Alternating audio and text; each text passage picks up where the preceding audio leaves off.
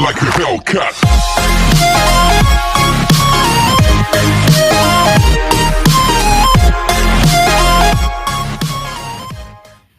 تالاک می نقطه برادر جنازی به خاطر شما بگیم یک صنعت توجیک را برای همه شما نشون میده. اگر بخواین هم خیلی برنامه بسیار شد بعد که جای معقولتون هم میریم خیلی را میوبیم تالنتو را برای شما پیشکش میکنیم. کو سر مگه چی را چی می نوازه نصیب بوشه؟ این چیه نام داره؟ این باس نام داره.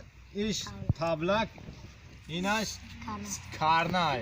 از می نوازه شما تماشا کنید تالنتوی توجیکی را ببینین که می توانند گودک‌ها همین کار را اجرا کنند. کلام داخل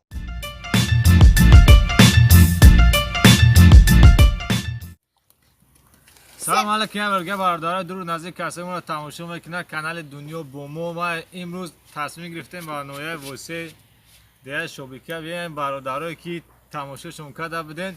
اینا یک بار دیگه اومدیم پیش بایو شیناسایی میکنیم. نامتون چیه؟ نکروز جان. نام خودت؟ اکرام جان. نام خودت؟ امیر جان. دیگان جو شما مشق میکنین اون چی میکنین؟ دیگه جو در ناحیه واسه در رایون چی مینن تالاک مینوازین؟ تالاک مینوختن برادر جنازی به خاطر شما بگیم یک صنعت توجیک را برای همه شما نشون میده. اگر بخواین هم خیلی برنامه بسیار شد بعد که جای معقولتون هم میریم خیلی را میوبیم تالنتو را برای شما پیشکش میکنیم. کو سر مگه چی را چی مینوازه نصیب بوشه؟ چهار ضرب و فر ضرب مینوازند برادر جانا. این چیه نام داره؟ این باس نام داره. ایش تبلک اینش کارنای. از می نوازن شما تماشا کنید تالنتوی توجیکی را ببینین که می توانند گودک‌ها همین کار را اجرا کنند. کلام داخل خوب رفتیم چهار ضربش.